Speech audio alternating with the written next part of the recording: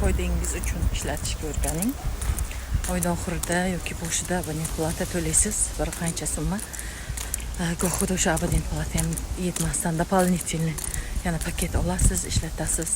Nima uchun? Odamlar videosini tomosha qilib, vaqt o'tkazib, kimgadir like bosib, qanaqadir videolar chiqsa xomush bo'lib, xususan videolar chiqsa kulib o'tkazasiz. Lekin abonent plata to'lagan paytingizda ne hisob kitob qilib qarasangiz, hammasi befoyda. Qayergadir pulni sochasizda. Bundan ko'ra mana shu qo'lingizdagi telefon bilan daromad qilib, oila boqish, yaqinlarga yordam qilish yoki podarka sovg'a olish uchun daromad qilish deb o'rgansangiz bo'ladi. Buni imkoniyatlari bor.